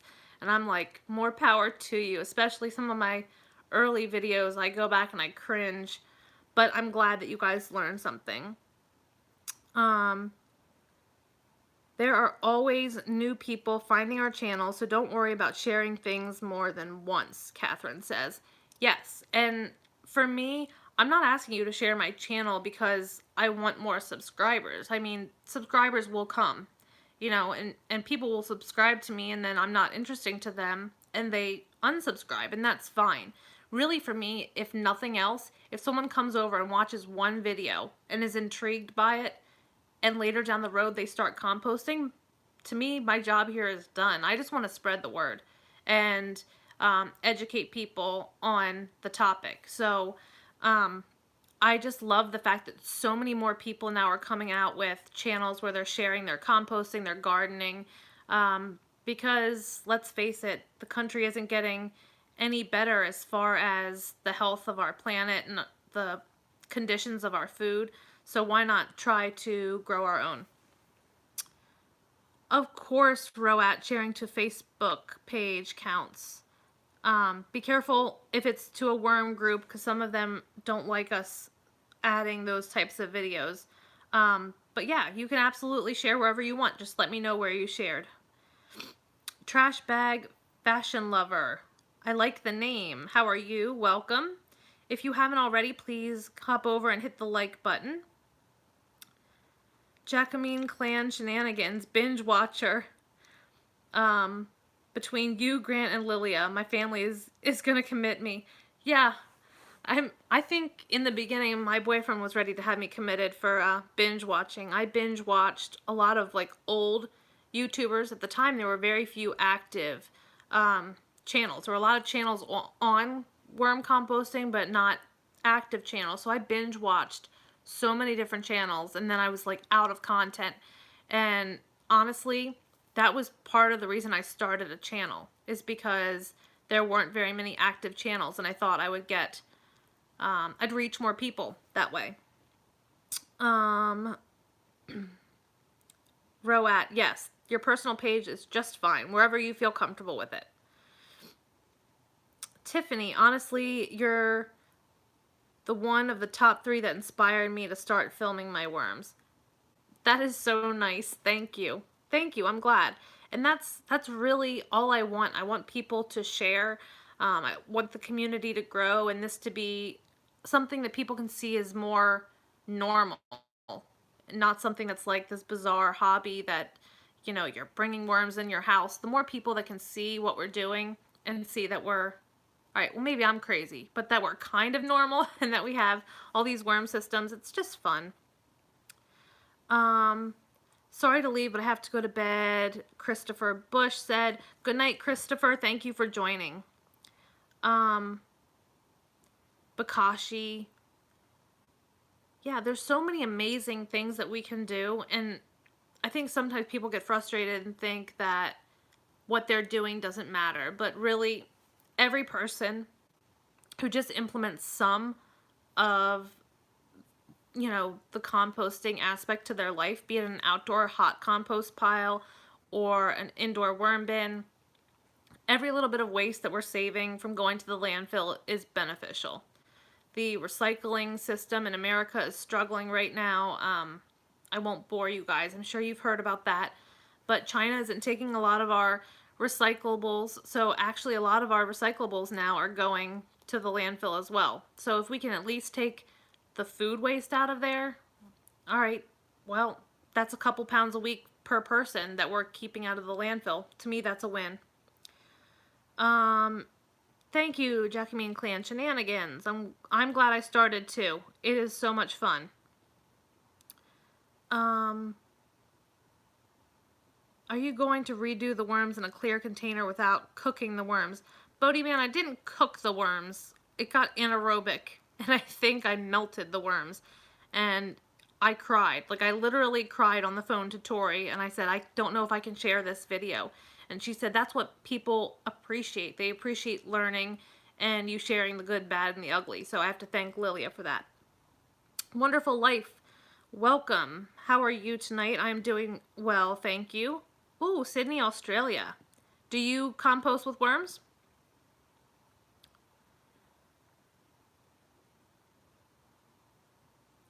Todd's World, I always enjoy seeing you introduce a new video. My wife thinks I'm crazy, as she used to go buy the castings for me and now I make them. What do you mean about me introing? You mean like when I go, hey everybody, it's Emily, the crazy worm lady? That, or like new experiments? I watch all the worm channels so much my husband can recognize all of your voices, the Kind Garden Stuff said. Yeah, I also will get text messages from Kevin and he'll say, I just saw Tori's new video, and I'm like, I thought you don't like the worms so much. He likes the worms. Oh, AJ's Garden says he does Bokashi and then puts it into the vermicast bins and soil mixes. I like that. Strung Out Outdoors. I thought you would be stopping by. I heard that you wanted to hear me sing. You missed it. I have quite the frog in my throat right now. I don't think that's going to happen. I retired from my singing career many years ago, but I did sing as a child and I guess adolescent. Tiffany said, at Trash Bag, you should visit, visit Tiffany's page. And there's a picture of her daughter wearing a recycled glass dress and picture of my other daughter wearing a dress made out of paper plates and plastic cups. Whoa, that is so cool. Just Everything said when he hits 150 S word, smart man using the S word instead of saying subscribe. I can say it, but you guys can't in the chat or YouTube will hate you. He wants to eat a worm. So for those of you who are into watching people eat worms, Just Everything is going to be doing that. Trash Bag Fashion lover, ever wear an unused plastic garbage trash bag as clothing? I've used a trash bag as a poncho. I will tell you that. Catherine says, I haven't put my Bokashi into my worm bin yet. I bury it outside. I hear people do fine with like the finished Bokashi and the worm bins. I just worry about the acidity and the fact that Bokashi is like the exact opposite of what worm composting is, because it's basically an anaerobic process. But a lot of people say the worms really love it. I guess trying anything in small, on a small scale, test it first. Maybe you'll find it works really well for you.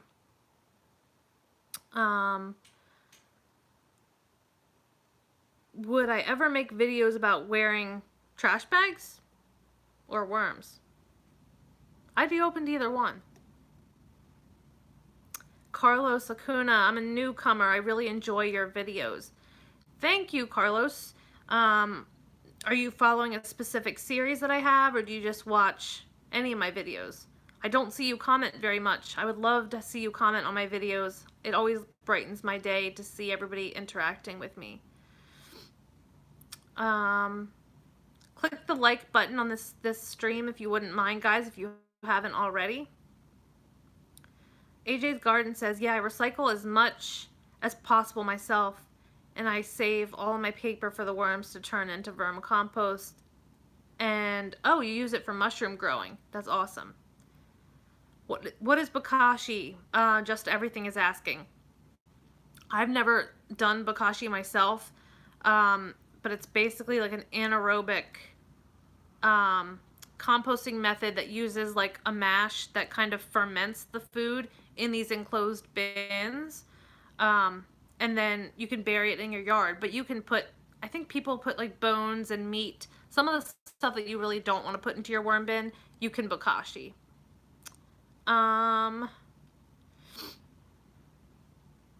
You guys are talking so fast, I'm trying to keep up.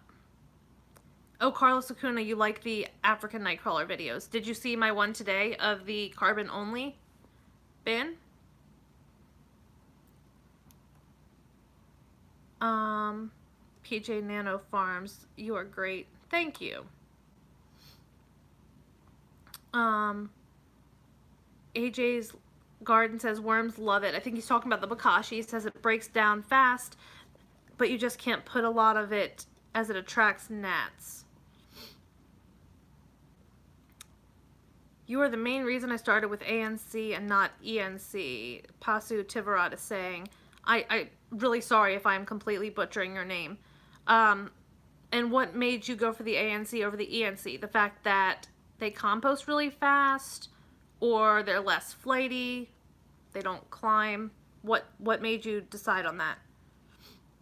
Yeah, and Catherine is saying that she has some videos about the Bokashi bin on her channel. I've seen all of them, so just everything. If you're interested in the Bokashi, check out My Hillside Garden, Catherine's channel, and you can see a little bit about that. Bodie Man, would you try a hungry bin? The price tag on the hungry bin is the only thing holding me back from trying it.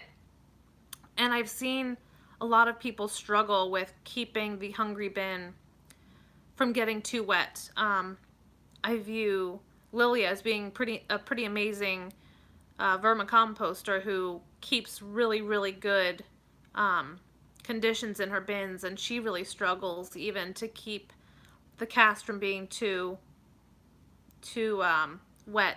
So with the price tag and with me seeing a lot of people not having the success that they would hope for, I struggle about it. AJ's Garden, you can break down any food with Bokashi and then add it to your worm bins. Oh, and AJ's Garden also has videos on how to make Bokashi. AJ's Garden, I don't know if I've been to your channel before. I think I have. I don't know. I'm gonna have to go check it out.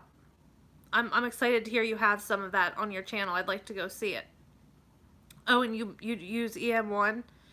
I'm not familiar with exactly what it is. I just know it's some sort of isn't it like a nutrient and like micro booster that can help with bugs or something? I've seen it, I think, on Tim Campbell's website, or YouTube rather, but I'm not ultra familiar with exactly what it is.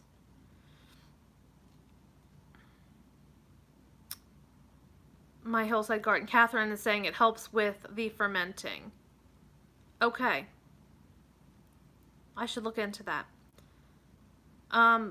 Bodie Man, I asked about the Hungry Bin because I have one and it's the easiest bin I have used. I started with 2 pounds of ANC. How are you managing the moisture in there? I know there's a lot of people that would probably benefit from knowing that, because I know Lilia struggled. I think Decine Garden stuff is done relatively okay, if I remember correctly. But it just seems to be a constant struggle, and I don't know if it would be worth the money for me if I was getting frustrated with the conditions. I'd like to think that I'm pretty good at leveling and managing the conditions in the bin, but it's just not always the case.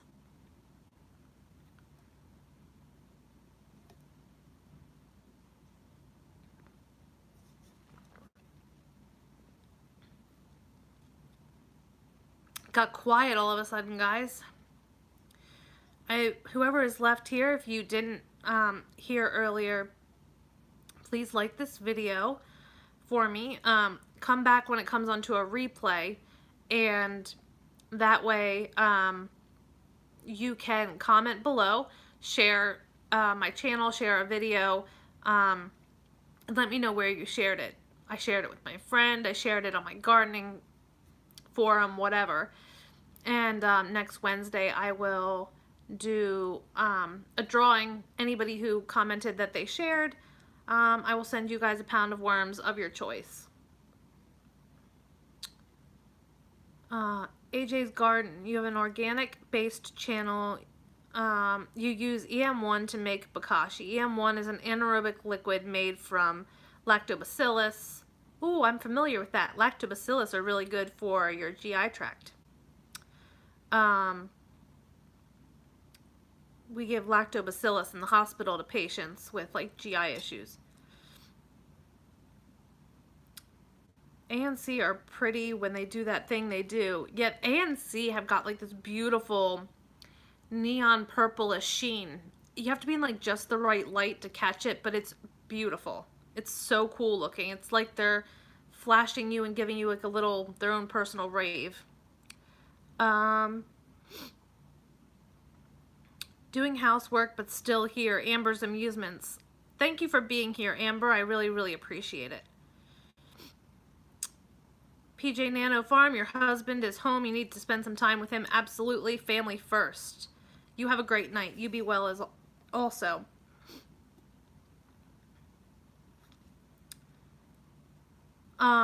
Bodie Man says, I don't have moisture issues, but I did drill holes in the Hungry Bin like Lilia did. And have you done a harvest, Bodie Man?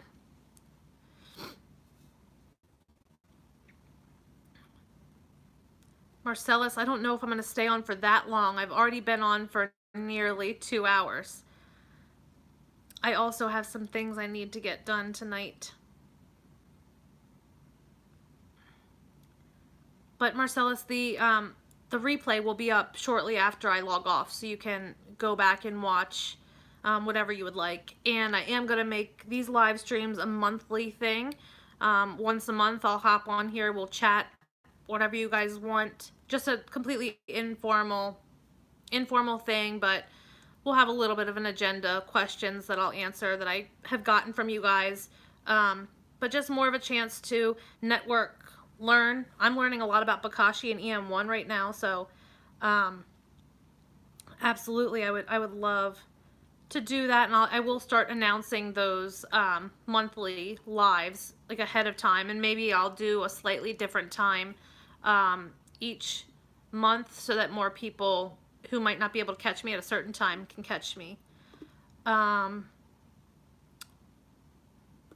Yerk, I almost missed you. Well, I'm glad you made it in here. Please check out the replay when it comes back up. I have a giveaway, and we had a lot of good discussion today, I think. Let's see here. When do you predict the next video on the 360? By this weekend. I think I have 2 videos. Yeah, I would probably say Saturday or Sunday the Worm Factory video will be coming out. Hopefully we got the fruit flies under control. Bodie Man, I haven't had it the 7 months they suggest before the first harvest. I do use the castings that come out of the bottom though. And the castings that come out of the bottom are flaky and dry enough for you. Catherine, thank you. You think like monthly is good, right? I feel like weekly we might run out of stuff to talk about, or we wouldn't have enough like extra new people that we could chat with, but I thought that monthly wouldn't be over the top crazy and we would have a chance to enjoy each other's company and learn a little bit along the way. Ron Yerke. I apologize. I try really hard to pronounce people's names. Sometimes I don't know if they're abbreviations, how I'm supposed to say it. I do the best I can. AJ's Garden. Declog your drains with EM1. Oh, that's fascinating. I have an issue because I have really long hair. And even with one of those drain protectors, my hair gets in the drains and I clog them up frequently. Would EM1 break up like thick organic material like hair? The castings are, Bodie Man saying in his Hungry Man, the castings are amazing. Awesome. Good to hear. I'll think about it. Maybe, Bodie Man, you can show us some videos of your Hungry Bin when you come to harvest. Arturo Macias, do you think ANC will do good in the Worm Factory? Honestly, I don't. They're deeper dwelling worms, and since they're a night crawler, I guess they're considered more of an earthworm. So I think they would not migrate for you, and I just think by the nature of how they are that they prefer a larger system than what the Worm Factory can offer.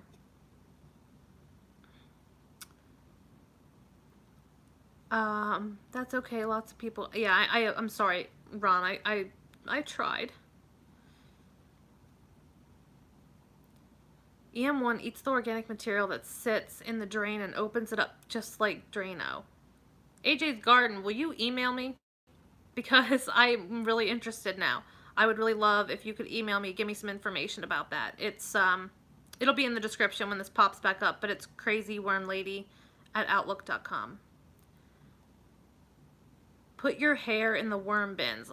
I've heard about people doing that, but I've also heard people concerned because like the hair can wrap around the worm and like pinch it off and break it. And I don't want to kill any worms. Yeah, Lilia, that's an interesting point about the Hungry Bin. If you're harvesting early now, like you set up the bin with the compost to start with, you're still catching that compost that was originally in there.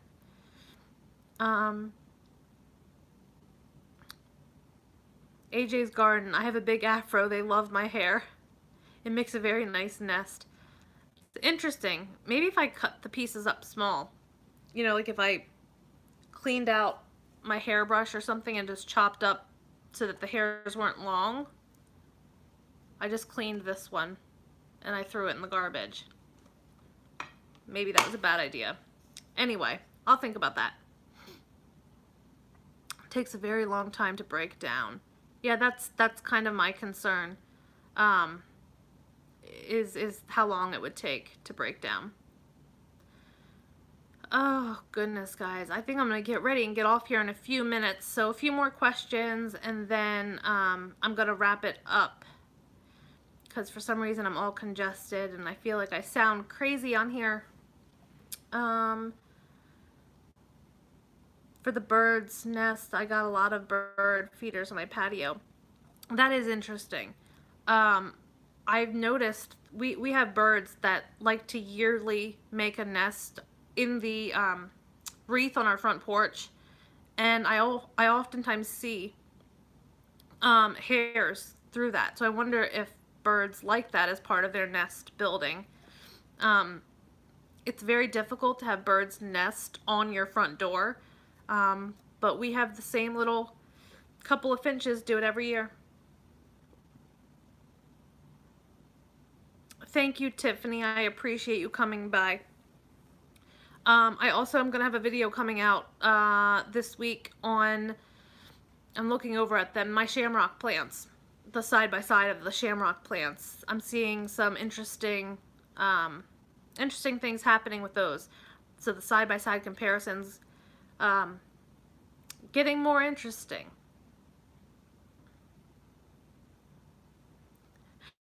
Ron Gierke, you're correct about, or you're concerned about sounding crazy. Remind me, what's the name of your channel again? Okay, touche. AJ's Garden.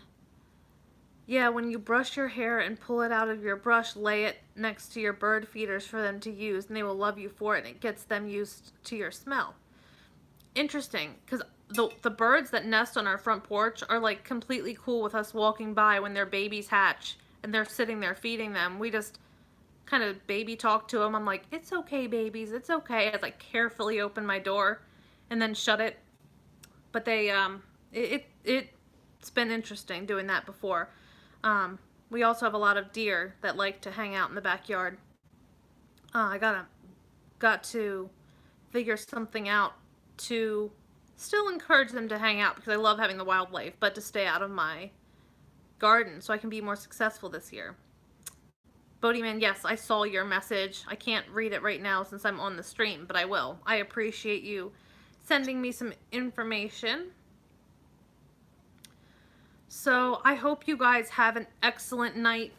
Please come back when the replay is up and drop me a comment about where you shared one of my videos or my channel. And we'll be doing a giveaway on Wednesday. And I will definitely announce to you guys pretty soon what day I decide to do my live stream next month, so you can plan ahead, because I know I am your top priority. But no, seriously, so you guys know when to expect me on.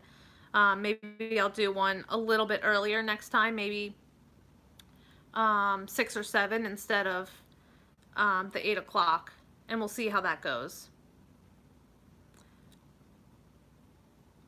AJ's Garden, that's awesome. I would love for you to send me some information about the EM1 and about your hummingbird feeders, because we have hummingbirds as well. So anybody who's willing to send me some information about things we've chatted on tonight, I would absolutely love it. I hope you guys have a great night. I appreciate everyone coming on. I really, really do. It means a lot. And I will be back with you guys soon for some regular updates, and we'll do a live next month. So have a great night, guys, and I'll be back with you guys real soon.